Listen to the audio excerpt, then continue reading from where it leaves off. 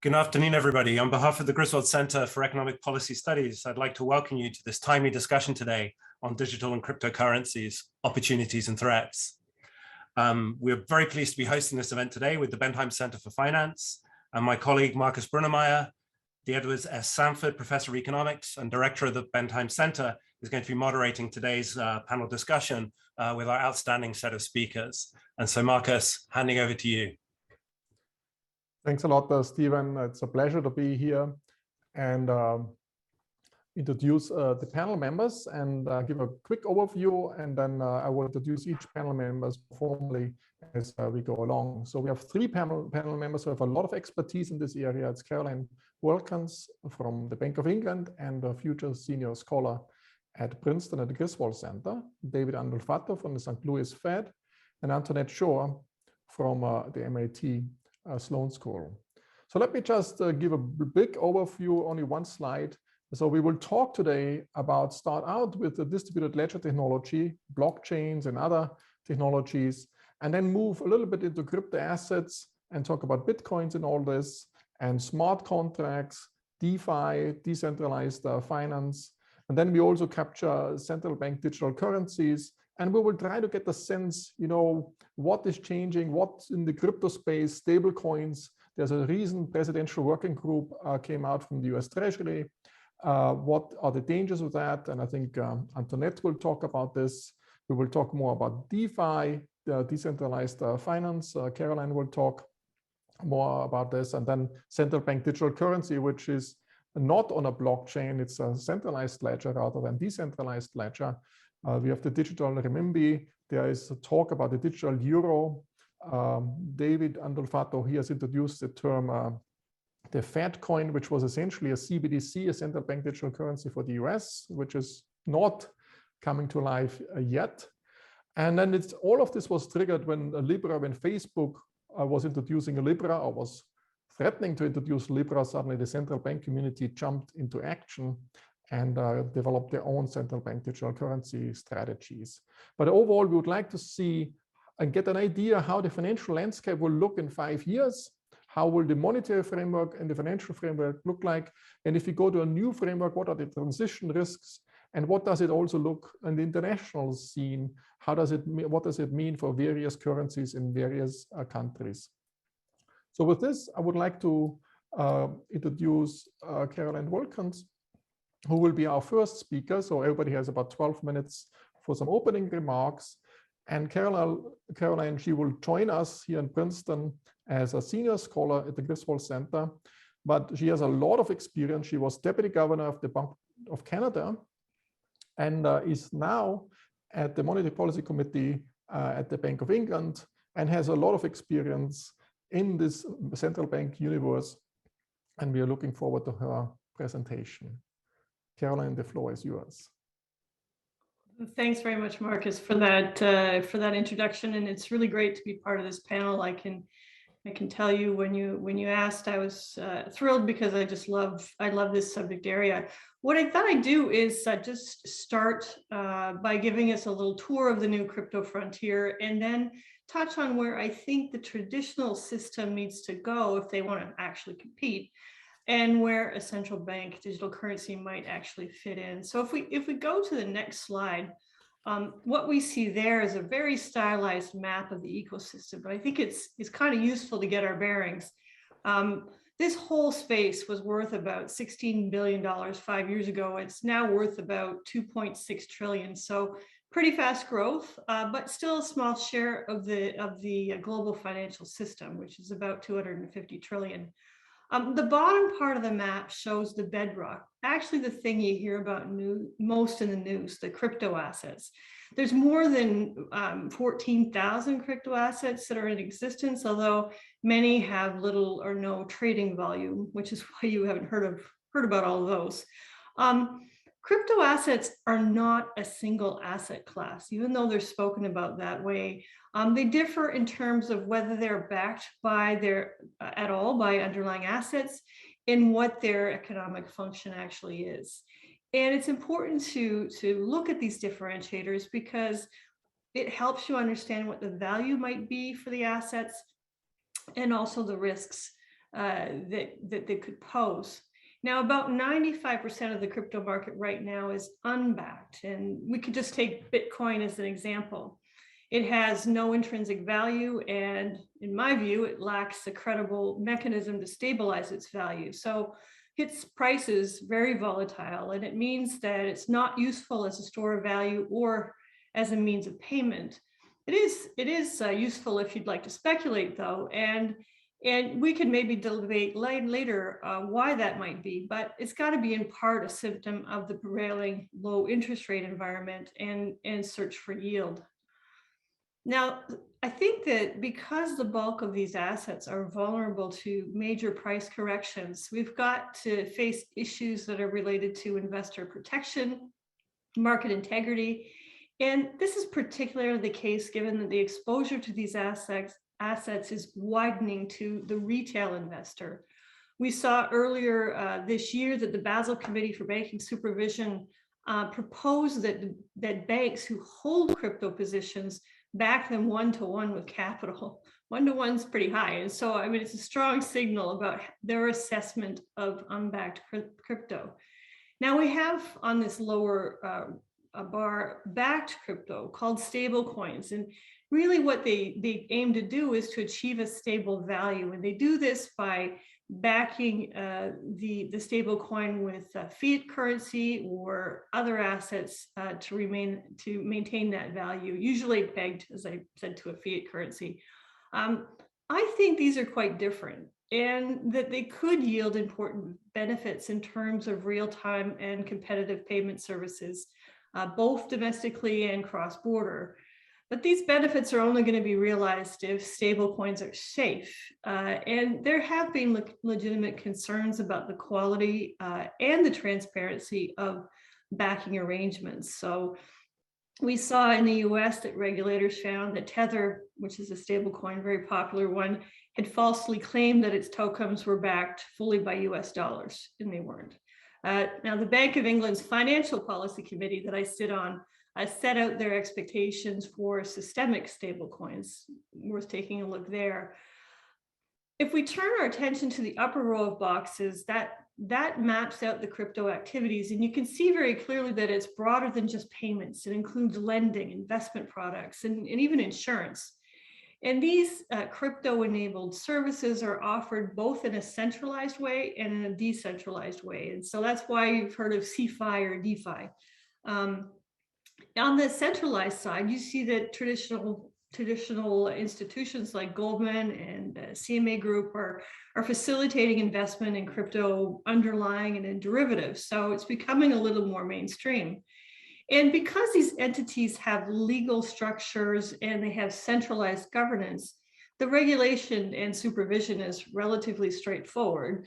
Although there are some compliance issues. The UK Financial Service Authority or Financial Conduct Authority said that Binance's UK operations hadn't responded to a number of their very basic requests or their queries. And so they prohibited Binance from undertaking regulated financial services activity in the UK.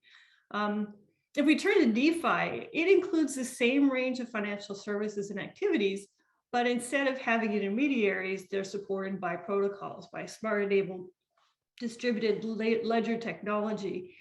And the interest here is just burgeoning. I see that in my work in the Creative Destruction Lab at the Rotman School of Business. The value that's locked into DeFi now is over 100 billion US, so it is growing really fast. If we turn to the next slide, I think you'll see under the green light column why it is growing fast. There's a number of advantages. The decentralization reduces the reliance on intermediaries and their inefficient infrastructure. We've got smart contracts that enable automated execution. The protocols that DeFi has allow the systems to be and the data to be integrated and shared, which is a real contrast to the traditional system that's in silos. And I think the last part is just this open source technology that's visible and auditable, and you see every transaction. Of course, there's, a central banker is always going to have and a regulator is always going to have a but. So here it is.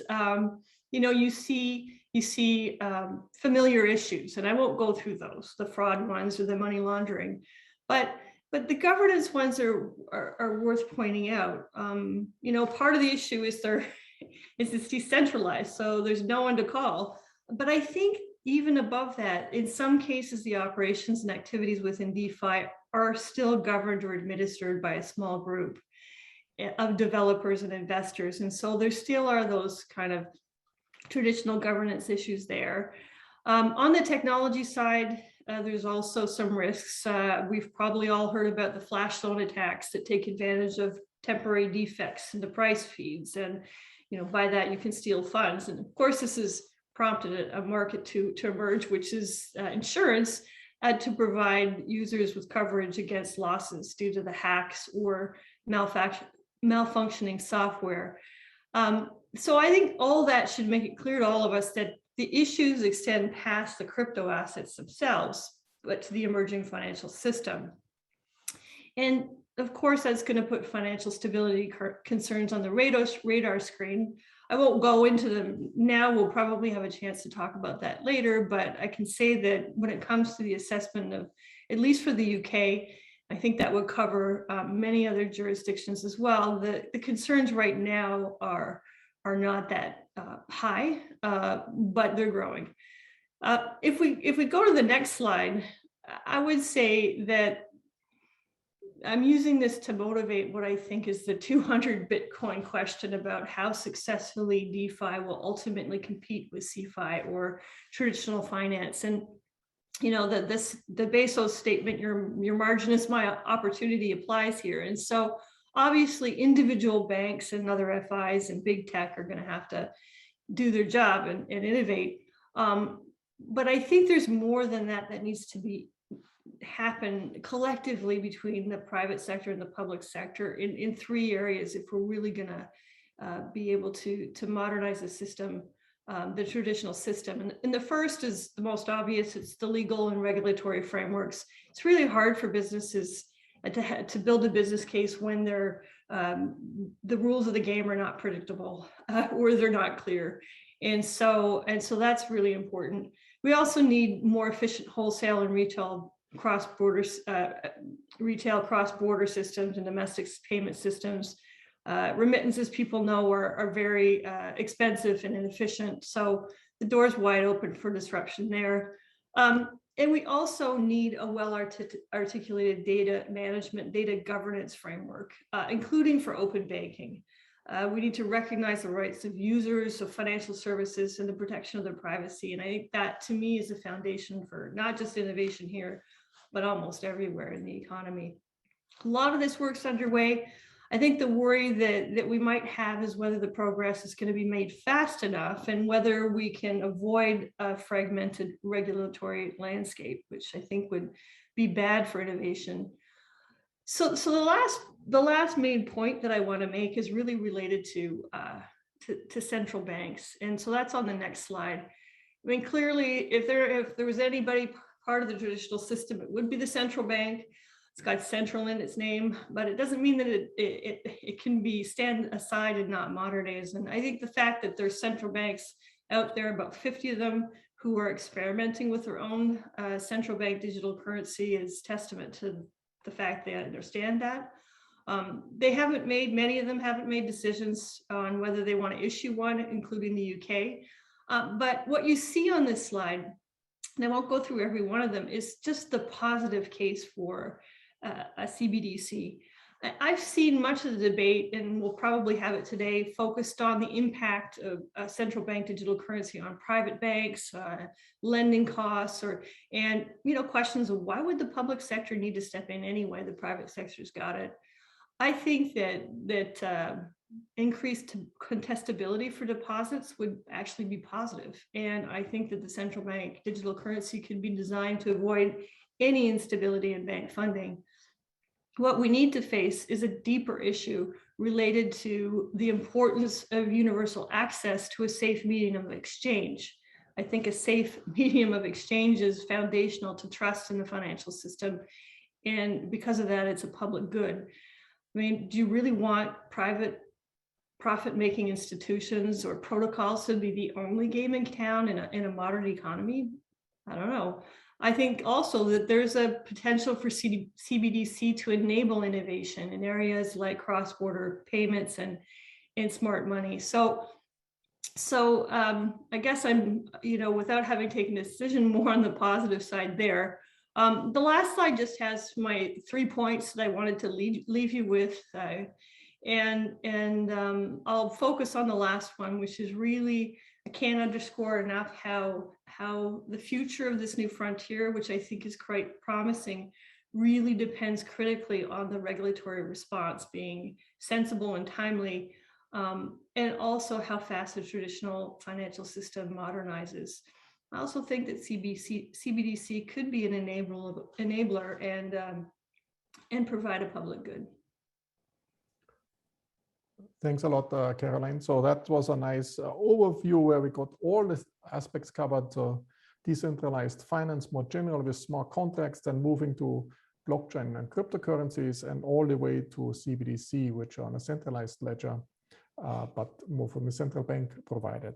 The next speaker is Antoinette Schoar from MIT Sloan. She is a chair professor at MIT and the incoming editor of the Journal of Finance, the prestige outlet for the finance research. And she will talk about Bitcoin adoption, what's at stake for regulation. So she will zoom in more on the Bitcoin aspects or cryptocurrencies and assets aspects and the implications for regulators and what we should do as regulators. Antoinette, the floor is yours.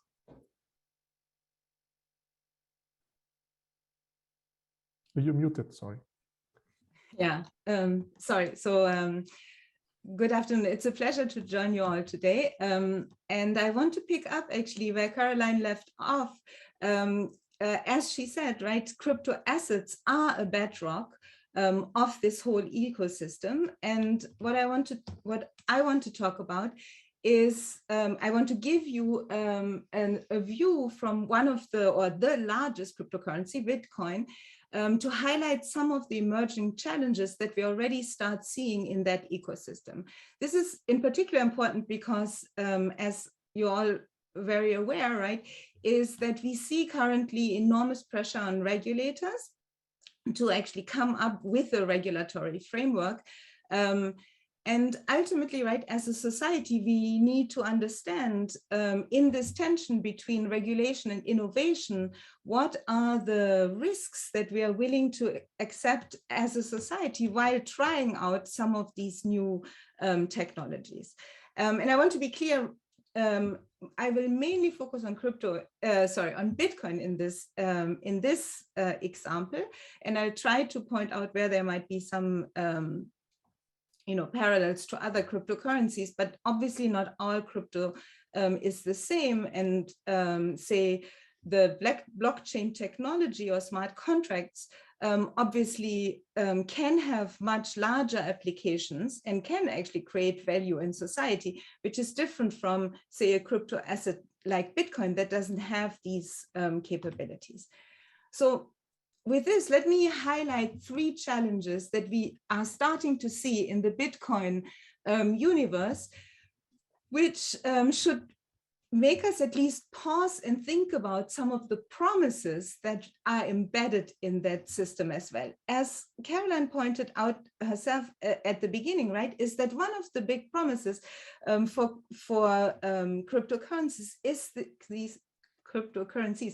is this idea that it is a decentralized system of either payments or store of value that doesn't necessarily has to rely on the centralized provision of trust.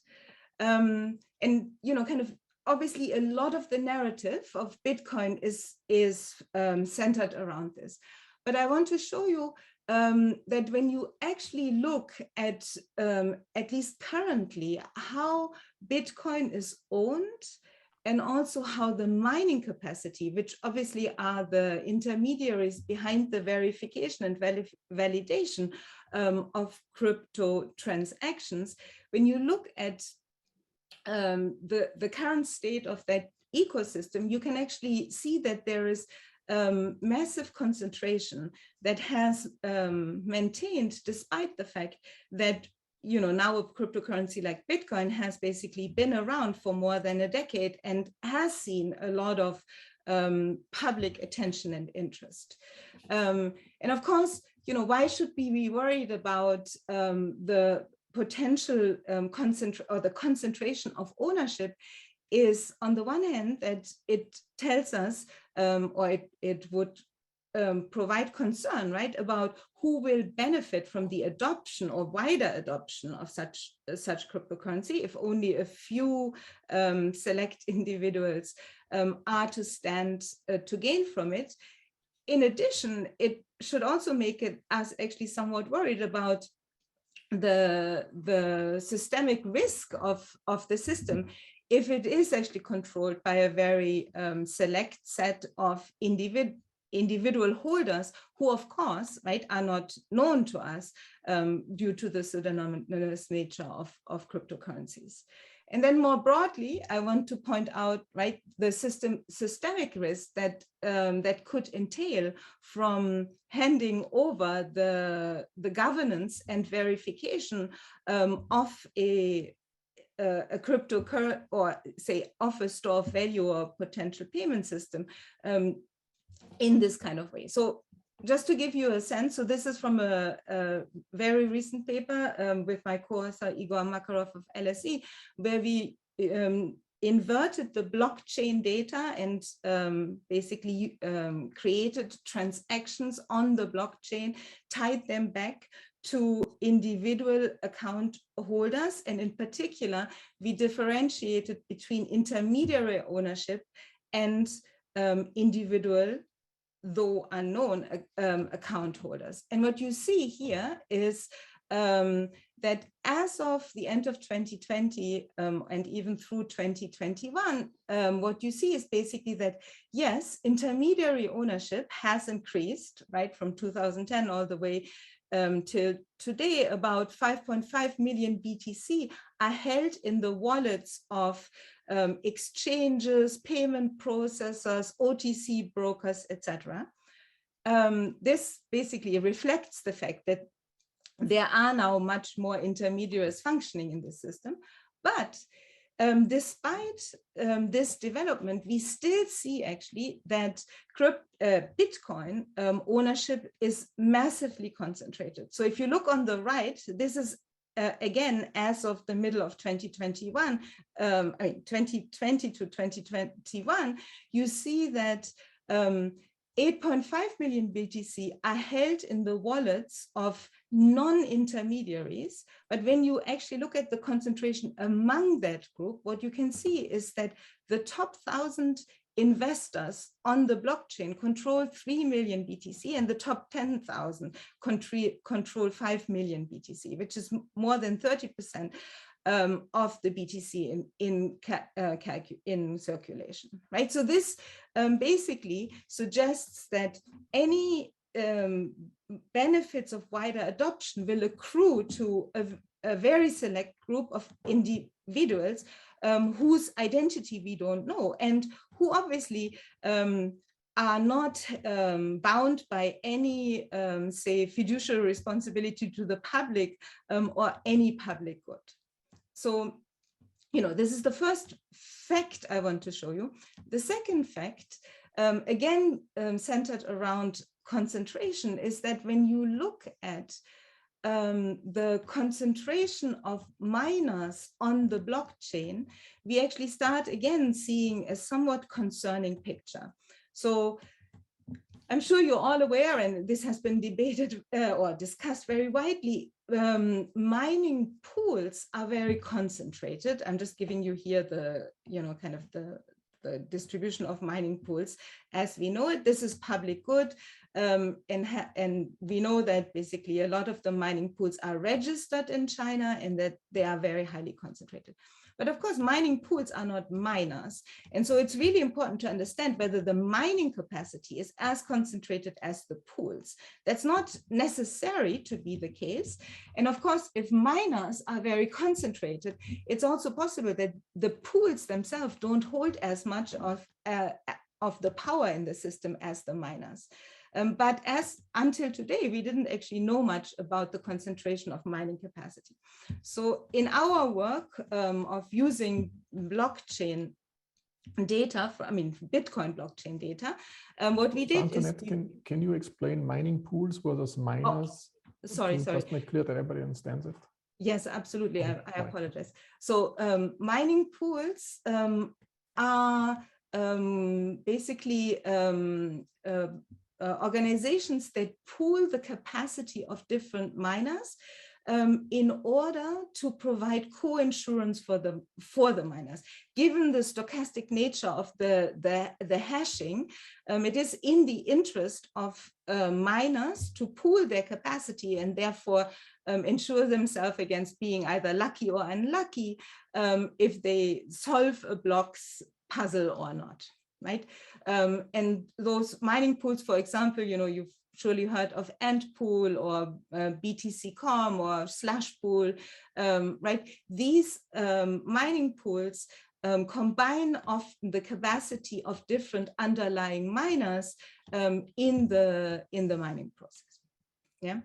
But the miners don't, the mining pool don't own the mining capacity. And there has been a lot of debate, how much power actually rests with the pools versus the miners. And there are papers like, Kong and co-authors that have pointed out that the more there is the ability of miners to move between pools and the more concentration there is of the miners themselves, the power might actually lie with the underlying miners. And of course, we also know that the more of the mining capacity is in the hand of a few, or if there even is a 51% majority of capacity in, say, one miner or a colluding set of miners, that obviously would allow the famous or infamous 51% attack and could then undermine the integrity of the blockchain as it is, right? And the transactions on the blockchain. And so what I'm showing you here from the work that we have done is actually that mining capacity is very concentrated, even at the miner level. So for example, if you take the red line here, what I'm plotting for you is the number of miners over time that constitute 40% of mining capacity, or the blue line is 50% of mining capacity, right? And what you see, first of all, is that the level of concentration is pretty high. So there are time periods where literally fewer than 25 miners control 40% of mining capacity, or a little less than 50 miners control more around 50% of mining capacity. In addition, what this work shows is that actually the concentration of the mining capacity moves sharply with the price of Bitcoin itself. So in time periods, this is my dotted line here, where the price goes up sharply, where the price goes up, we see actually a reduction in the concentration, but in periods where the price drops, we see an increase in the concentration. So this is also not a good feature of the backbone of this ecosystem if actually the incentives for miners are such that with price movements, the likelihood of a 51 attack increases. So Antoinette, one of the attendees would like to know how you define intermediaries in the context of this Bitcoin.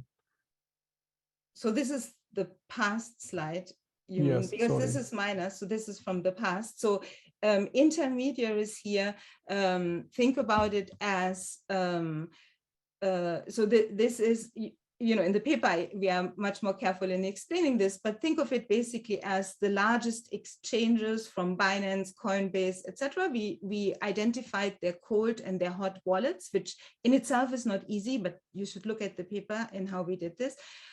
Similarly, we include in intermediaries, OTC brokers, payment processors, any institution that combines the holdings of many people, and therefore we wanted to carefully split them from individual wallet holders, because as soon as something is in the cold wallet of Gemini or Coinbase, I can't trace the concentration of the holdings in those wallets anymore, which, by the way, is another feature of the blockchain, that as soon as you're interacting with an intermediary, you're currently forfeiting your Bitcoins to the intermediary, It goes into the wallet of that intermediary.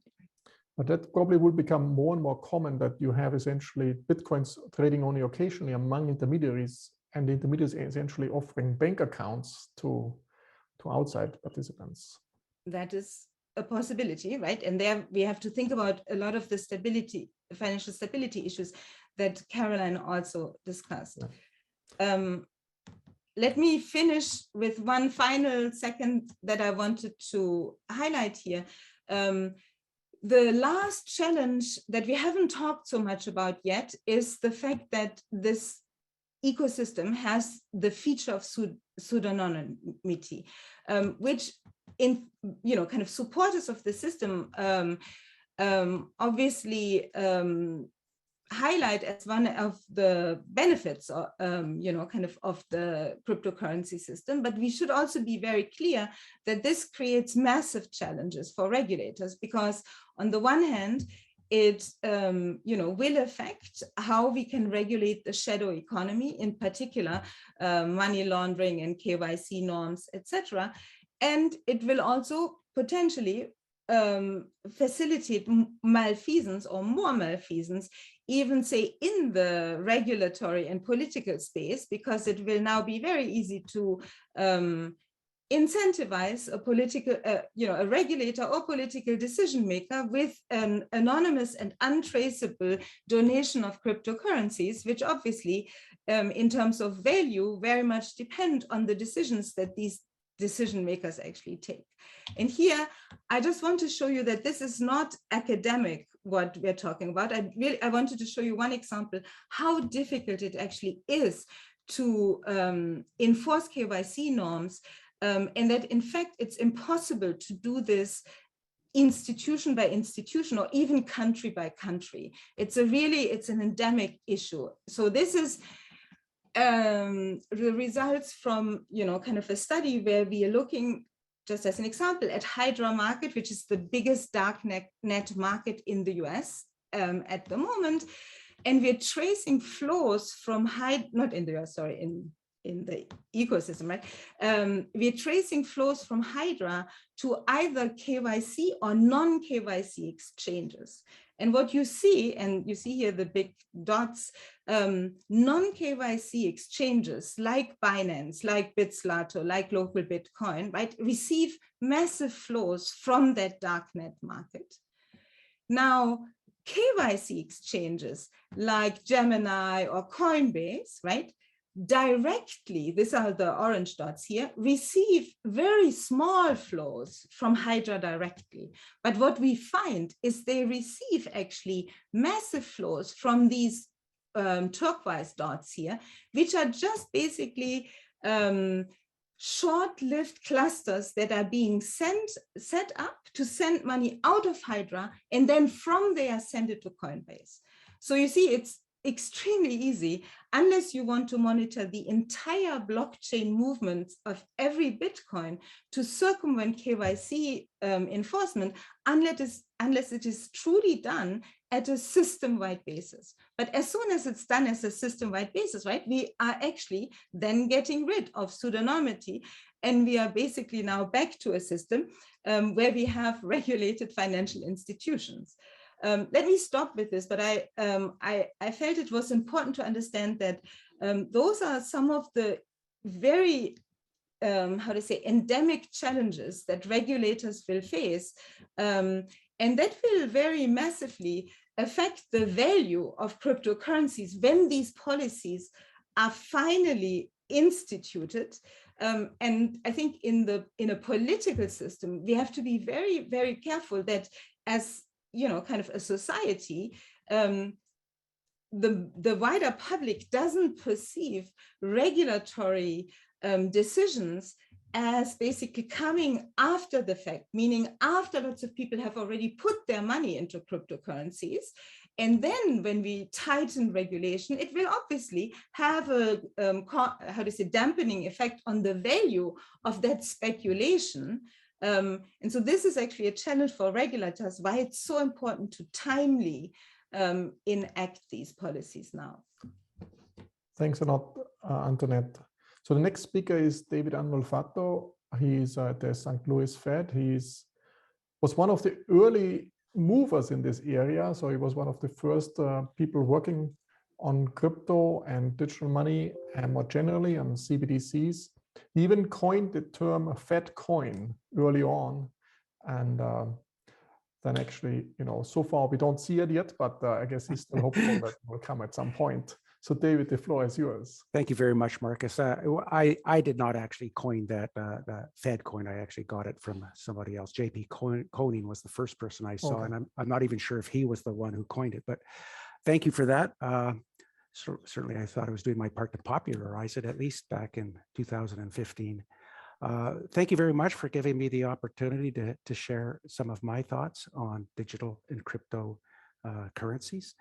Here's a brief line. I'll speak briefly on cryptocurrencies first, and I'll come at it kind of from the perspective of a macroeconomist, central banker, and kind of describe the two broad classes of currencies touched upon by Carolyn as well. The difference between, say, what I call fixed and flexible exchange rate regimes. I'll discuss a little bit about my perspective of the regulatory challenges that should complement what both Carolyn and Antoinette have said. And then I'll move on to central bank digital currencies. I'll just ask the usual questions. Are these structures essential? Are they desirable? Are there other ways to achieve the goals that they're purported to want to achieve? And then I'll conclude with just some of my thoughts on whether I think kind of the wholesale version of DG, central bank digital currencies, kind of how it compares relative to what is more commonly advocated for, the retail-based version. So I have a slide here, kind of an introductory slide on cryptocurrencies, which I'm just going to skip over. I like this slide, but there's, in the interest of time, I'll just skip over it and you can come back to it later. The slides will be available publicly, I understand. And let me get right into the kind of the two different types of crypto assets, that from the perspective of a macroeconomist like myself, central banker, I kind of see crypto assets like Bitcoin, for example, to a central banker look kind of like a foreign currency operating in a foreign flexible exchange rate regime and obviously operating on its own payment rails. So, from that perspective, it's not really that new to a central banker. This is just basically like a foreign currency. And central banks and regulators have a long experience in dealing with foreign currencies and the risks associated with, say, domestics employing foreign currencies. There are some differences, of course. There's no negotiating with the CEO of Bitcoin, or there's no head of state of Bitcoin. These are decentralized, autonomous organizations. It's really not possible to regulate them directly.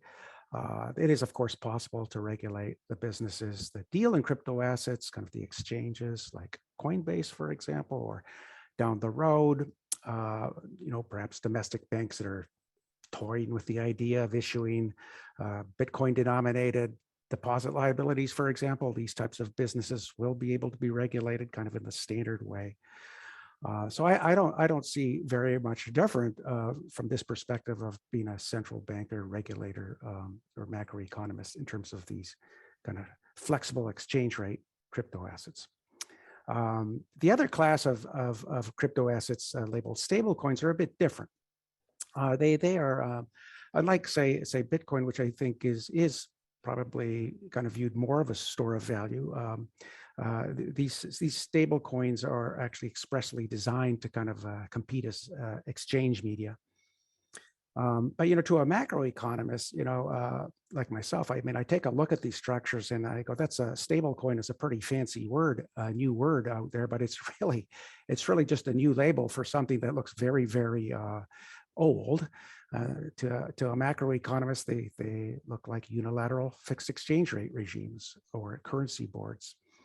Or, I mean, from another perspective, they just look like a money market fund, or in some cases, even just like a plain old fractional reserve bank. I mean, the common property of all these structures is that these structures attempt to peg the value of their liabilities, or at least a subset of their liabilities, to an object that's the value of which is outside their direct control. So, for example, trying to peg to gold, for example, or in Tether's case, trying to peg to the US dollar. Now, these structures, I think, are kind of a bit more interesting because they, as Antoinette mentioned, they potentially do offer some beneficial services, but they are also, because they are unilateral fixed exchange rate regimes, these structures may be a source of systemic risk, especially if they intermediate off-chain securities, commercial paper, the way Tether does. And the risks are kind of familiar to us. I mean, there's these structures can remain stable for years, even decades, and then suddenly they're subject to a speculative attack of some form. The story is familiar. The entities or protocols governing the structure might have to dispose of its assets, perhaps very rapidly, and at fire sale prices in order to defend the peg. And the whole thing might collapse as an outcome of a self-fulfilling prophecy. And that wouldn't be so bad if the pain was kind of isolated and concentrated, say, in the immediate stakeholders like the depositors. I guess regulators in that case might just say, caveat emptor, we told you. But of course, the problem from the perspective of regulators is to the extent to which such a collapse might spill over into other parts of the financial system. So this is something, I'm not saying that these structures are necessarily vulnerable or fragile. In fact, elsewhere I've written where there's some hope that these structures may be able to embed protocols that make them more resilient relative to kind of the traditional versions of these unilateral fixed exchange rate regimes. That remains to be seen. But in the meantime, I think it is prudent for regulators to keep an eye on these structures because they are growing. It kind of reminds me of the way the money market fund started off very small in the 1970s and kind of proliferated to become very large and to become a source of systemic risk concern. Oh, sorry. Go ahead, please. Is there a danger if you expand the regulatory aspects that you implicitly extend a guarantee as well to the stable coins? So as soon as the SEC or somebody were to regulate them, people expect there would be also a bailout. That's correct. But I mean, some stable coins will subject themselves to whatever, a federal or state regulation. Some stable coins kind of seek money service businesses licenses. So on a state by state level in the United States, they'd have to get, I think US dollar coin does that, for example. There are other regulatory models. But I mean, what I'm really thinking of is kind of objects like Tether, for example, which choose not to be regulated that way. But nevertheless, nothing's to stop them from loading up on commercial paper. And kind of the contingency I have in mind here is, imagine a world where Tether becomes much, much larger, or Tether-like objects. And imagine a situation arises where they have to dispose of commercial paper in vast quantities to defend the peg. You see commercial paper rates rise. You see firms that rely on commercial paper funding suddenly can't roll over their debt. They can't finance. They can't pay off their suppliers. They can't meet payroll. They're going to have to lay off workers, default on debt, and it's that I guess it's kind of the usual game. Would the Fed kind of step in nevertheless, right? Yes. That's the question that the regulators have to think about, and Tether might want to exploit that they're kind of like too large to fail in some sense, and so that's the usual conundrum that regulators will have to deal with. I'm not sure what the answer is to that, but it's something that we have to be aware of. And speaking of regulatory challenges, I'm not a regulator, but from a bird's eye perspective, I think regulators kind of have a tough job here, as usual. They're going to have to assess whether these new institutions or protocols or whatever you want to call them, these digital asset transfer mechanisms, are they able to acquire market share because they're truly offering a lower cost service through the technological advantages they employ, or the advanced protocols that they employ? That's one thing. Or are they basically attracting customers because they're able to exploit some form of regulatory arbitrage? I think this is kind of tough to kind of ascertain, and there might be some judgment calls here, but I mean, this is something regulators are going to have to think about, because the answer to this question is obviously going to affect the approach you take as a regulator. I mean, if it truly is the former, where these are bona fide technological advances, I mean, then from a regulator's perspective, you might take the view, well, let competition work its magic. I mean, we understand kind of the costs associated with creative destruction, but kind of like as a society, we've kind of accepted that on net, that the gains from these activities are beneficial to the broader society. So let competition work its magic. On the other hand, if the regulators kind of sense that, no, it kind of seems like more of the attraction or the gains or the cost advantages that these entities appear to be offering are being generated by regulatory arbitrage, well, then I think the regulators are going to have to sit back and kind of, again, reflect a little bit. I don't think that all forms of regulatory arbitrage are necessarily bad. I mean, it could be that it is a signal to regulators that the existing framework is a bit outdated. And if regulators do ascertain that that's the case, then of course, then the appropriate action is to update the framework. And presumably that would leave the incumbents on a more even playing field. Or if it's a judge that no, I mean, more or less the regulatory structure is kind of fine as it is in place, and it's serving the broader community, then apply the regulation consistently across all. David, there's a quick question coming in, essentially asking, isn't the free banking era was similar, where each bank could issue its own banknotes before we had the Fed? Well, the free banking era in the United States, I presume, there were multiple free banking eras in history, I guess, but in the United States, it wasn't, free banking is a little bit of a misnomer, 1835 to 1860, 62, roughly. It wasn't entirely free. I mean, a lot of these banks had to gain state charters. Many of these banks were compelled to hold large quantities of state government bonds, for example. But yeah, there are similarities. There are many entities issuing what are basically, back then, was the effective medium of exchange. They were stable coins or fractional reserve banks. They're issuing their banknotes redeemable at par for specie, which is basically gold or silver coin. So this is reminiscent in some ways to kind of what was happening also in the free banking era. And there were many regulatory challenges at that time as well, right? So we have to be careful, though, in drawing parallels and in coming to conclusions about what the source of the many failures were of that era, or as George Selgin and many others have pointed out. So will you talk about CBDCs as well? Yeah. Because otherwise we have to come back.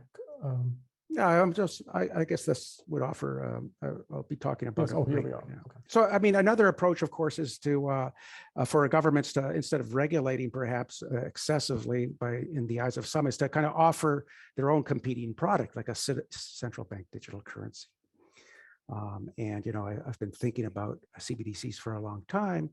I think there's a lot of, at a conceptual level, I mean, I find it very attractive. The idea is very attractive. I mean, and again, as a macroeconomist, as a macroeconomist, you sit down and you kind of write out a macroeconomic model, and you kind of look at the people in your model, and you kind of ask, gee, I wonder what would be a good way to organize payments in this highly abstract environment that I've constructed. And it's often hard not to come up with something that kind of looks like a CBDC. I mean, why would you want everybody in your model to have direct access to a centralized payment system? And as Carolyn mentioned, we could also take the view that this is something of like a public good. We could finance it kind of the way we do with basic public infrastructure.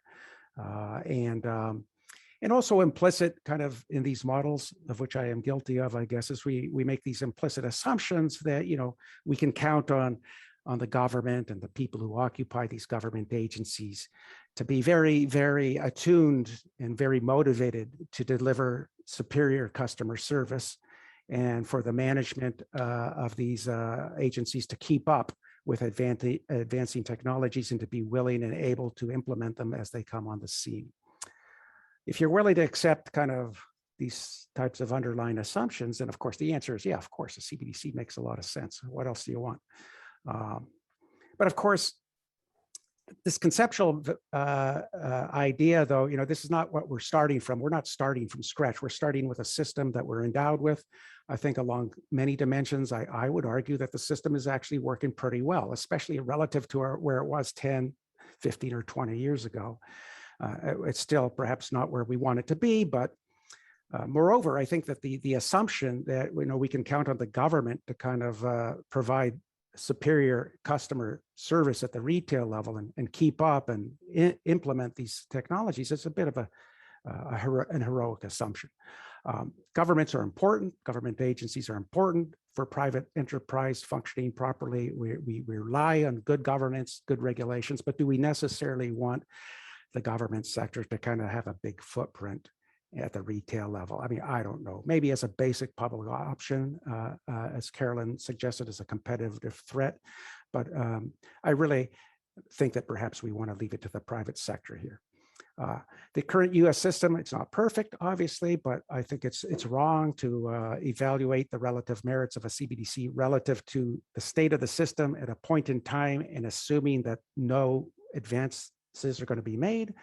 The system is evolving. Innovation is happening very rapidly now, thanks in part to the competition of these fintechs and these cryptocurrencies. Americans will very soon have access to real-time payments like many other countries. The most updated messaging systems are being employed, et cetera, et cetera, et cetera. So I admit there's probably less progress being made in terms of how merchants are afflicted by these high card fees or these allegedly high card fees. I was just talking to a local merchant just the other day here in St. Louis. I mean, he's getting charged 4.5% for, I went to buy some iced tea from him, 4.5%. I asked him if he had any plans of accepting Bitcoins. He said no. But I've reflected on the question of how do we expect a CBDC to potentially solve this problem, which I understand is more of a North American problem and United States in particular, not so much in Europe. Americans seem to love their cards and they love their cashback programs. They love the rewards programs. And merchants are basically compelled to offer these card services because otherwise they're going to lose customers. Now, these card companies are basically paying people to use them. I mean, the user fees are not even low; they're negative. And when I think about in the past, I've advocated for an interest-bearing CBDC to kind of attract deposits, perhaps. But I mean, an interest-bearing CBDC is an incentive to save your money. These cards are actually incentivizing people to spend their money. I don't see how necessarily a CBDC in the United States is going to attract a large user base when the card companies, I mean, consumers just love their cards.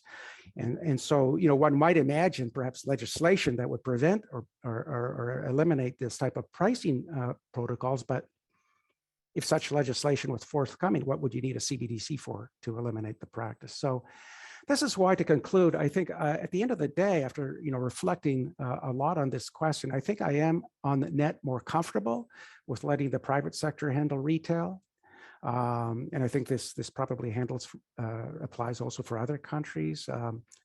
As others have pointed out to me, that if you take a look around the world and take a look at where the global success stories have been in terms of financial inclusion and technological change in payments, I mean, these are largely the result of private initiatives, not government initiatives. I mean, if you take a look at M-Pesa in the sub-Saharan Africa, if you take a look at Alipay and WeChat in China, these were private sector initiatives. And if you want to talk about financial inclusion, let's talk about financial inclusion.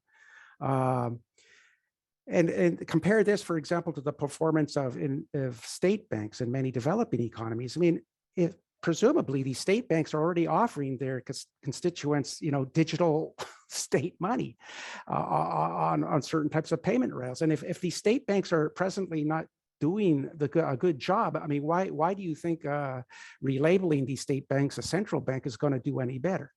I mean, there's a danger of just kind of waving the magic CBDC wand and expecting that this is going to be the solution to, the lack of financial inclusion. So we have to be careful.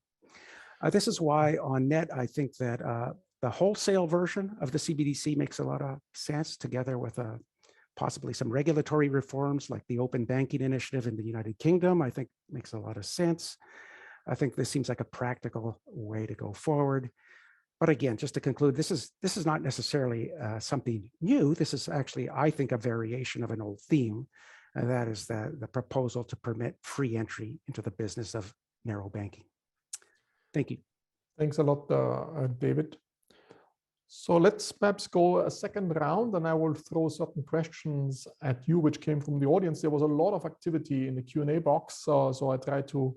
I apologize already, I cannot capture all of them, so I try to pick selectively. And also we had some questions ex ante come in before the meeting. So let's go in the same order again, so you can react to others as well. So let me start with Caroline and ask you, when we move, you outlined very nicely, so Caroline outlined very nicely the big ecosystem, the new potential ecosystem, and DeFi played a big role, and we might have this two-layered a system where we have, cryptocurrencies at the core, and then there will be outer layer, like a fractional reserve banking also in the crypto space. And not only in the currency side, but also in finance, but generally in lending, insurance companies, and so forth. Do you see that we are moving radically, and do you see particular risks with the transition phase? So as we transition from the current financial industry to a new financial industry, it might be that the new financial industry in steady state is fairly stable and is desirable, but how do you see the transition phase? Do you see it particularly risky? Then there's another set of questions which has to do with cryptocurrencies and inflation. Do you see that cryptocurrencies gain so much in popularity because of inflation? How will it play out if inflation goes up? How do you have interaction between inflation and cryptocurrencies and crypto assets as a store of value, essentially, in order to avoid the high inflation risk? And then going a little bit into FDIC insurance, would you argue, like some of the audience members says, should there be some FDIC insurance on certain stable coins?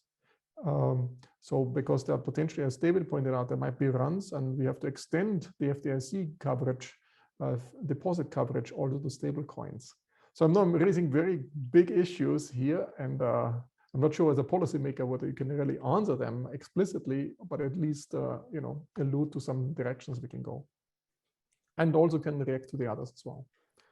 Sure. I was really happy to listen to the other presentations. I thought they were very informative. And on the first part, which is the ecosystem, I don't know where to start in terms of where the risks are getting from A to B. So where we want to end up, I can't even tell you where B is. So that's why I had that whole section on, it's early days for DeFi. I don't know how much of it is due to the low interest rate environment and the fact that everybody's just scrambling for something. But I can't shake the feeling that there's something there just because of the potential for so much more efficiency and actually safety in some sense with the underlying technology. And so, to me, the risks from A to B are in part related to the regulators themselves, who of course are trying to do the right thing.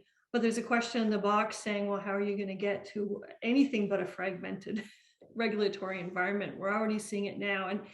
And I think that that's where the international financial institutions that do standard setting come in, like the Basel Committee, the Financial Stability Board, the ones that do the financial market infrastructure, and kind of tackle it with in the same way we tried to do with shadow banking.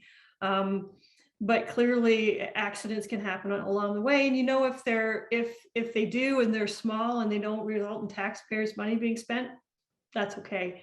But when I listen to to David talking about the power of the private sector to give us what we need, I think that's got to be mostly true. And the part that I get stuck on is knowing full well that there are many times in the financial system and elsewhere where private interests are not aligned with social interests. And that's exactly where the problem comes. And so we know that in the prior to 1863, you got the dates right, I'm super impressed. There were a lot of accidents that happened. And actually after that, to get to where we end up today, we went through a bunch of things, regulation, which helped, partly the capital stuff, but they even ended up, and this is going to be the early 1900s, where there was actually insurance on these notes. So to the FDIC question, they actually provided insurance. And so, you know, as a public policymaker, what I would ask is, how can I be sure that a stable coin isn't subject to so much moral hazard that I want to give this insurance, and how do I price it properly? So if it really is constructed like a bank and it looks like a bank deposit, then you know, I can imagine that some sort of case could be made, but there's a long way to go before we're in that situation. On the inflation issue, well, you know, you're not going to get me to say that Bitcoin is a good hedge against inflation, because this idea that it has a fixed supply just doesn't. I find that argument very doubtful. The supply of crypto assets altogether is not fixed. Even within Bitcoin, there's these hard forks, and so I just can't see. I can't see that argument standing the test of time. So can I actually say something exactly to Caroline? So I very much support what you say, especially, you know, given the massive implied volatility of especially Bitcoin. If you want to hedge, my colleague Bob Merton just told me this calculation, but if you want to hedge $100,000 of Bitcoin for a year, it costs you $30,000. So, you know, and it's just because, right, there's so much implied volatility. So this, again, also tells you that it's not a great store of value. Sorry, Markus, I cut you off. I just want to throw more questions at you because they're just from the audience. So you made a very good point, you know, that then also came in the audience, that the inaction of regulators might be very problematic, because now this whole thing is gaining in size, as you said, 2.6 trillion in size, and then it might be too late once the public buys a lot of these things, and then it goes down. The initial issuers gain a lot of value, but then you have to have public support behind that. But on the other hand, you also saw this concentration of power of the miners in China, but China was cracking down on them. So how do you see the Chinese reaction on this? Do you favor what the Chinese authorities are doing, or should we do something similar, or you criticize that? So that's one piece of questions coming in. The other thing is, how do you see it? On the other hand, you have El Salvador adopting Bitcoin. Where do you see in this spectrum? And then there are some questions about, you see the concentration in the Bitcoin and proof of work blockchain, but there are now more proof of stake blockchains. Do you see similar things, or is it particular for proof of work? There are a lot of questions about the energy consumption of proof of work blockchains like Bitcoin. But let me throw one more thing. The scaling thing is, Bitcoin, you cannot scale up now in terms of the number of payments you can make is very limited, because it's such an inefficient way of doing things. So do you see it's not a threat at all, because you can't really, what Visa, MasterCard, they're doing, you know, millions of transactions every day. You can never do this on a Bitcoin. So do you see it less of a threat because you cannot really scale it up anyway? So I threw a lot of stuff. Maybe from the back. So in terms of, you know, kind of, it's true that, you know, I think anyone, you know, kind of who is in the crypto space right now will very much agree that Bitcoin will never be a payment system. It's just too energy inefficient, and it's slow. You know, it takes 10 minutes to verify. You don't stand at, you know, your favorite grocery store and wait for 10 minutes until finally you know that you actually paid. So no, right? But it could, of course, like gold is, become something where you only transact very large stakes, and then maybe, you know, the transaction costs are somewhat slower. I think, as Karen also mentioned before, the problem is it is massively energy inefficient, but on top of it, we are very much beholden also to the miners. Imagine a more efficient and energy efficient protocol becomes available. But once everybody is locked into these anonymous, non-traceable miners, they can actually hold us all up, so to speak, as users of the system to keep being stuck in an inefficient system. And I think this is, at its core, really the problem when you try to have the provision of money in the hand of these, kind of unaccountable, or entities that are not accountable to the public. That to me is really a big worry because, there are times when we want no inflation. There are some times where we might want some inflation, right? We are also handing monetary policy then over to entities we don't even know. And then let me very briefly to what you said about, about the miners. So yes, China cracked down right at the end of this summer on its mining capacity. From everything I've learned is basically there's huge heterogeneity in enforcement. The poor provinces in China are only paying lip service and don't want the miners to leave because it's actually a source of draw of jobs and so on for them. So we are currently actually extending our time period and we're looking at this too. But it is true that some capacity has moved from China apparently, but it seems to have also moved to places like Iran, Kazakhstan, and Canada, by the way. So places where, some energy sources are cheaper. I think, kind of what El Salvador is doing is a huge gamble with, kind of its public infrastructure. And I actually don't think they have even figured out how to make Bitcoin work in the day-to-day and to provide, kind of an exchange rate to its citizens where you can, exchange one against the other, and also how you can actually then be sure that when you use Bitcoin as a medium of payment, that you enact the right taxation, right, in terms of capital gains whenever you use it. Okay, very good. So let's move on to David. You made this very nice point about stable coins being similar to money market funds in the 70s. And we go there and essentially we have to, if you don't regulate, let them grow. And at the end, we will be forced to bail them out or provide a lender of last resort facility to them. And there's a question from Nelly Lang, who points in this direction as well. So, an important feature of stable coins is that they want to and could become a widely used form of payment. They combine the financial products like a market money fund and a new payment form. Do you think the regulators should actually, step in and treat them as issuers of money market funds or separately or differently? What's your take on that? So that's one component. The second component I would like to, so when you talked actually not very favorably to CBDCs anymore, for retail CBDCs, one concern central banks have is that they lose the unit of account feature. So people, when Libra came along, suddenly everybody will be paying Libra, which is a different, not in dollars. Now Diem is a stable coin, so it's in dollars, so you don't lose, but let's suppose Libra would have come. So they got very concerned they lose the ability to conduct monetary policy and influence the macroeconomy. Should we not be worried about that? And should CBDCs a way to lean against it, or you're not worried about that? And then about the cashback payments, what you're saying, credit cards are so much more attractive than CBDC because you get all this cashback. That's but there's all this literature in IO showing that this is actually a very bad form of competition. So it's really inefficient. We should actually outlaw that because it's just leads to a lot of distortions. Shouldn't be, cranked down on that in this regard. And yeah, let me leave it at this stage. Yeah, and remind me if I forget these questions, but just very briefly, just for Carolyn, because I did want to touch on something I do think is important.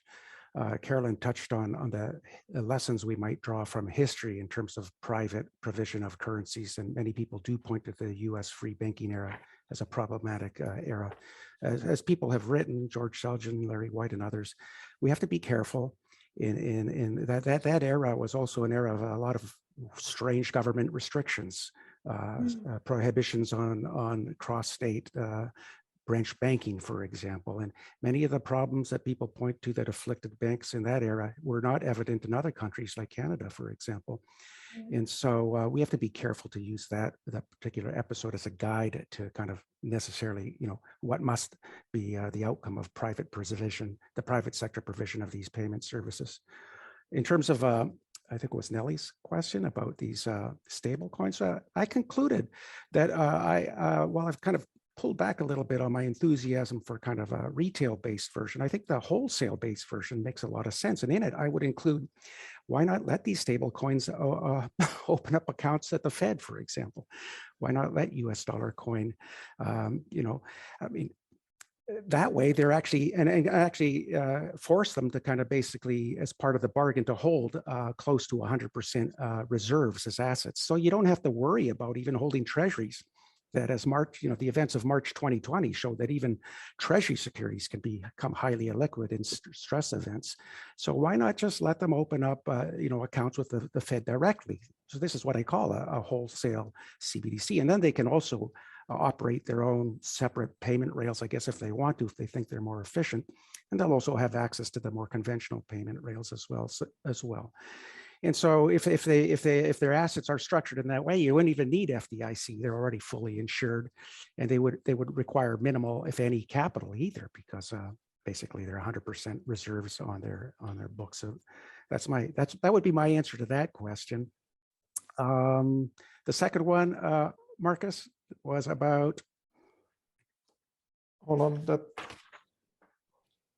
so the unit of account question. So you lose the access to the citizens through the cash. Yeah. You might lose the unit of account, and this way you lose the monetary policy. I don't know. I guess conceivably, I guess I'd have to. I have given it some thought. I mean, first of all, I find it unlikely. I mean, that even Libra or Diem is going to displace the U.S. dollar as the unit account, especially domestically. But what about other countries? I mean, I don't know, like Canada. I mean, my view, kind of for now, it's provisional. My thoughts are evolving on this. But I think as long as a sovereign country can demand payment of taxes in the domestic currency, I think it's going to be very hard to displace that domestic currency as the basic unit of account of a country. So I think that's smaller countries where the dollarization, the dollar takes over, or some other currencies essentially used as a local currency then. Well, I mean, I don't know if the governments are accepting a payment in that foreign currency as in the discharge of tax obligations, for example. I don't know what they're doing exactly. In terms of would it inhibit the conduct of monetary policy? Well, what is monetary policy? I mean, if you think of it as in terms of interest rate policy, you could still imagine, open market operations influencing credit conditions and so in short, I don't know what the answer is to that question fully, although I think it does deserve more thought, so I will give it more thought. And then the third question was? That was this cashback program. So if the biggest argument against CBDC are cashback programs, and that essentially crowds out CBDC because people will stick with the cards. Yeah. Should we outlaw the cashback programs?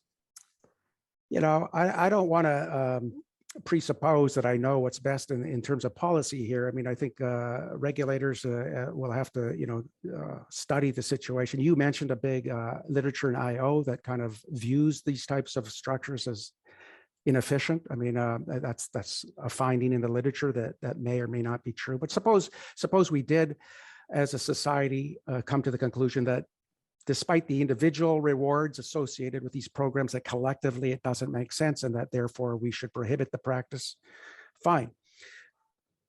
Do that, prohibit the practice. But I mean, if that's what it takes to get a CBDC to be widely adopted, I mean, I don't think that's what should be motivating a CBDC. I mean, the CBDC is not prohibiting the practice, it's the direct legislation is the answer to that problem. Very good. So let me come back to Caroline because there's some questions are coming in as well from Charmin and others. One is, if you think blockchain technology is very good for DeFi and for smart contracts, Ethereum, can you imagine that you have a blockchain technology active for financial services, but not for currencies? So do we need necessarily to allow currencies and tokens in order to have other decentralized finance to be, or can we treat these two things separately? So we really crank down on the currencies, but we allow financial services and other dimensions to be on a decentralized ledger. And then Richard Berner asks, what's about digital IDs? Should we enforce some digital IDs? I mean, in the crypto space, and of course, with regard to CBDC and all this, India, for example, did a lot on the digital IDs, and it allows to open a bank account much more quickly and all that. Can you elaborate on this? Whether there is, combining the digital ID and then with decentralized ways, is there a better way to create the ecosystem, the new financial ecosystem, in a more efficient way? So those are great. I saw that question in the chat, and I thought it was a great question because it goes back to what I was trying to say at the beginning, which is, these coins are not, they're not just like kind of a uniform thing. They have different services, and so you could think of the tokens or the coins as providing a utility service within a particular structure that just enables something to happen. And for that, you don't need this coin to appreciate in value necessarily. That's not the purpose of it. And I think those things are quite separate from, a coin that you're investing in because you think. So if you think of Ether, it kind of does a bit of both, right? And so where that's going to end up in steady state is another issue. So and I think the way to make that most obvious is to link it to another question is outside of finance. Or it was more of a comment, well, why are you talking about finance? Because there's lots of amazing applications outside of finance. And that's absolutely true. In storage of medical data, allowing royalties to be paid for music or other applications is a completely different world. And so I see that as being, possible. There was something about, market manipulation in Bitcoin. I have to hesitate to answer because I wouldn't be somebody that would observe that directly. We just what I read indirectly, and so there are claims of that. But if you listen to what Antoinette said, you could see how there would be opportunities for that to happen, at least within the structure. There's enough opportunities for manipulation and odd governance that some people claim that the miners and the programmers should have fiduciary duties. So clearly that's on people's minds. The last thing I wanted to say, so about the central bank digital currency, because we're going to go back and forth, David.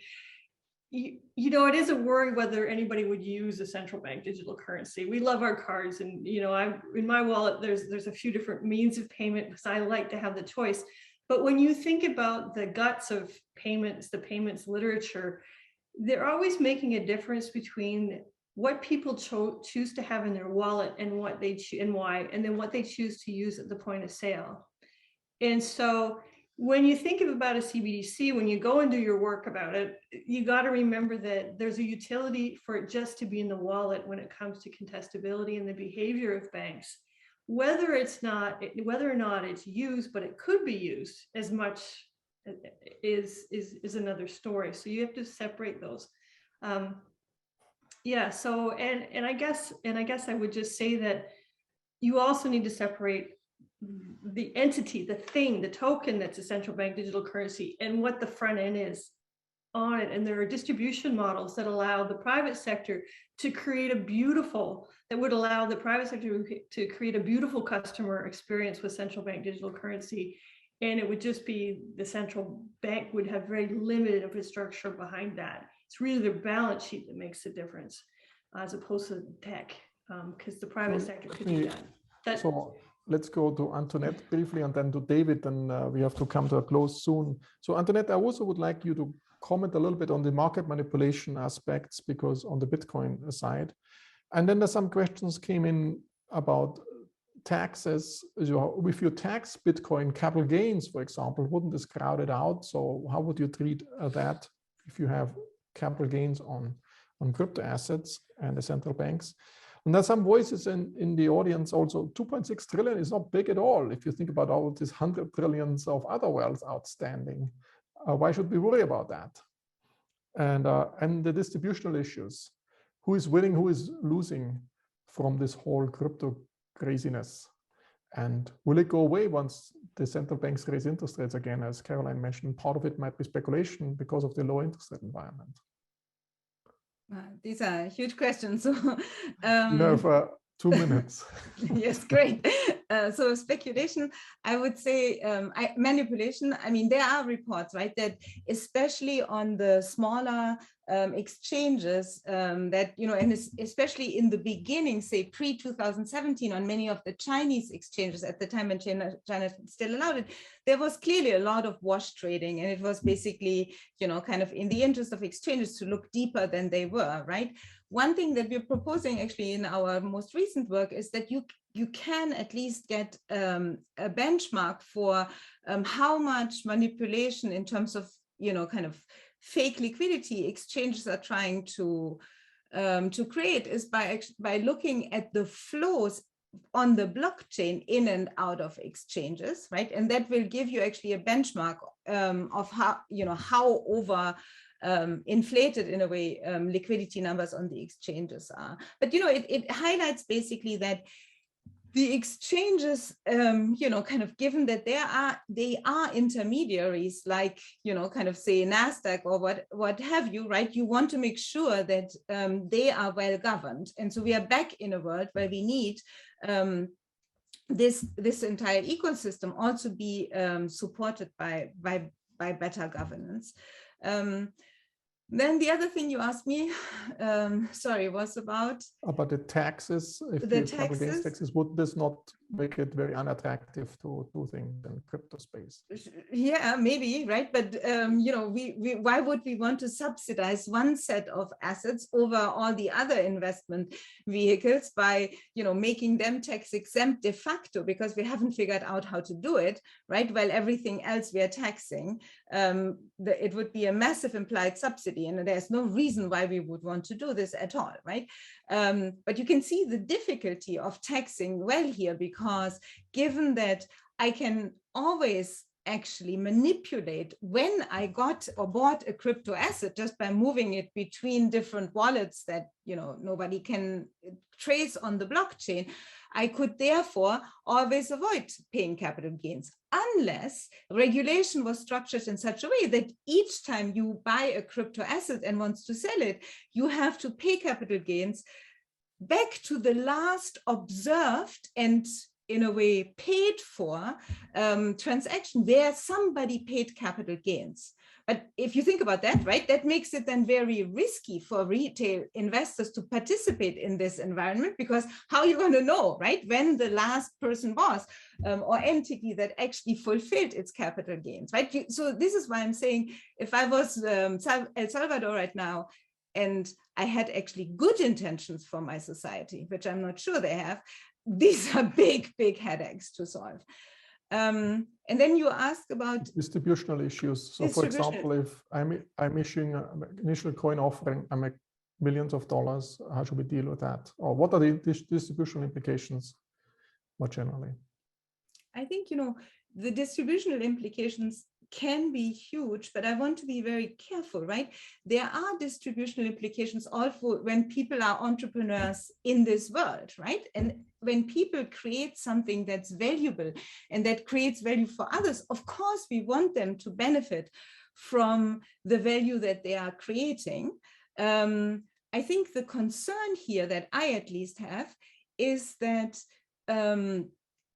if we are allowing people to create say systems that either have massive network externalities or lock-in effects, which then makes it so that actually future competition becomes tougher, right? This is something we've seen in basically in the big tech space, right? That actually kind of what has happened is that now a lot of rent you know, kind of distribution or redistribution happens just because some institutions through the network externalities can exert monopoly rents, then, you know, kind of we should be very concerned about this. And this is also why, you know, you asked Markus, yes, right now it's 2 trillion, but it's 2 trillion without any clear applications at this point, if we allow the same type of network externalities to take place now in the financial space, without even the ability to then regulate the actual issuers of, say, these coins, we are actually creating for ourselves a huge headache in, basically in how we could ever then basically create more equal access for the wider population. And I find that very concerning. I just want to say as a final thing, because I saw these questions also online, and people say this very often, that, oh, somehow cryptocurrencies will solve the problem of financial inclusion in developing countries. That actually, as it stands right now, is absolutely not clear, because you see, the problem of financial inclusion is the last mile, is the fact that the small and remote user is very expensive to reach, and actually is not very financially or technologically literate. And that, that user somewhere in the last village in, Nigeria has as little access to, I don't know, kind of a digital wallet as they have access to, a bank account. So we have seen that things like mobile money has made, a big difference. And therefore, I think it's really important to understand we need to also separate the technology issue from the asset issue. And again, right, this is why blockchains, even permission blockchains, could be a fantastic solution when they are cheap, when they're easy to deploy, but they don't have to be an asset. Okay, so let's move on to David. And what Antoinette was proposing, we should actually separate the store of value component from the medium of exchange role of money. And I was wondering, how easy is it to unbundle the two roles of money to say we have some medium of exchange, but it's not a good store of value. Can we do that? And it could be in the future that we, swap between different forms of money all the time. I have my favorite store of value role of money, and then a millisecond I have to pay, I just swap it to the best medium of exchange currency. Then I wanted to ask you, the Europe is going in the digital Europe. I mean, there is the steps are put out now, and one philosophy is for the CBDC, the digital euro in Europe, is to be successful but not too successful. So the philosophy is that you shouldn't start anything nobody wants to use it, but it shouldn't be so successful to crowd out the private banking sector and destabilize the private banking sector. So what's your take on that? And then finally, and everything in 2 minutes, please, we haven't talked about privacy at all. Cash comes with a lot of privacy. Bitcoin and all the crypto stuff comes with privacy. So far we said it's all bad, but there's also some area of privacy we would like to protect if you want to buy something, and not everybody should know about it. Some few concluding remarks on this as well. And as I said, please, in 2 minutes. Or 2 minutes. Yeah, on the first question on how difficult it is to separate out, say, the medium of exchange from the store of value, I guess it's kind of, if I was to write it down in a model, but you could very well imagine using a good store of value as a currency as well. I mean, there's nothing to stop it. But as a practical matter, I think the way I distinguish it is what you want in a good currency, it has a good, stable, short-run rate of return. For obvious reasons, we denominate contracts nominally and things like that. I don't want to get into too much details, but I think that, the US dollar, if it's losing 2%, maybe a little bit more recently, per annum through inflation, over the long run, you can kind of count on it to maintain its value in the short run, at least. And I think that this is kind of the source of value for a medium of exchange. I've got a bunch of blog posts on this if people want to read more on it. Second question was, geez, Markus, so there was a privacy question. The privacy. I wanted to throw in this programmable money. Did I mention that? But anyway. On privacy, I think this is a big issue. I mean, I think that, obviously it comes up also in discussions with CBDCs, and I think this is one of the big benefits of CBDCs. You can sit down and right away talk about how are we going to, structure the property rights over the data that's generated by people who use a CBDC. Now, I don't think a CBDC is essential for that. I mean, you could imagine legislation like the open banking initiatives in the UK and those that are discussed elsewhere. You could imagine regulations that, require financial intermediaries to release their property rights or certain types of data, so people can use shop around their individual credit histories if they can get better deals, for example. And of course, I think that there will always be kind of a role for cash in terms of for some types of. I think Charlie Kahn and his co-authors have written a paper actually that said, money is privacy, by which they meant kind of the physical form. Because there's still, I attended blockchain conferences as early as in 2014 and 15, and I remember people from the FBI and IRS stepping up and kind of remarking how they love this blockchain idea. All the data is out there publicly. And what typically happens is criminals kind of often make a mistake that identifies them in some manner, and then the FBI or the IRS can do the appropriate forensics.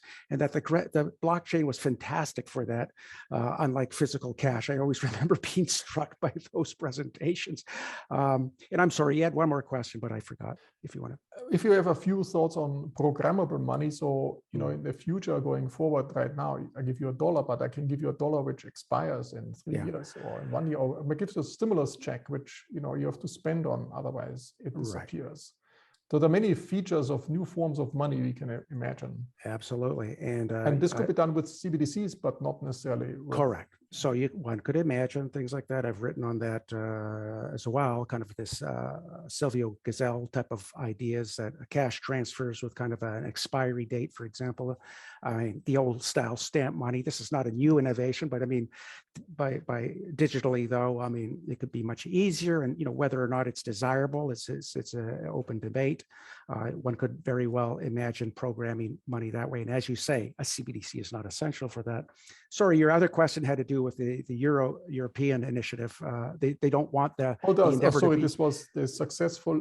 If you introduce CBDC, you would like to have that people use it, but you don't want to make it too successful in order to hurt the banking sector too much, and this way, damage, create financial systemic risk. Yeah. So for myself, I mean, I'm kind of with Carolyn here, and in terms of, I kind of see, and I've written a paper on this, that I could see how CBDCs could potentially serve as a competitive threat, an outside option to discipline certain types of bank behavior, especially in environments where the banking sector is heavily concentrated.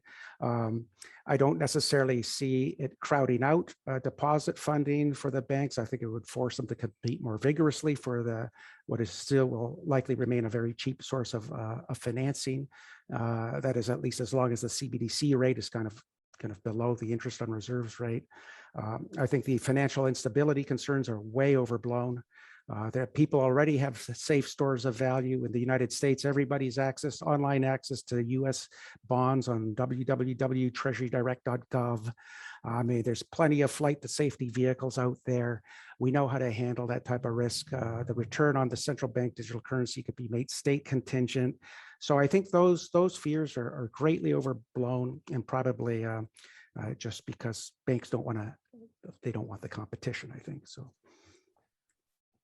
Okay, so let's come to a conclusion. We ran already way over time, and I thank you all for a great discussion covering a lot of ground. I mean, you can see we can actually talk a whole week about this in a long conference. There's a lot of dimensions to it.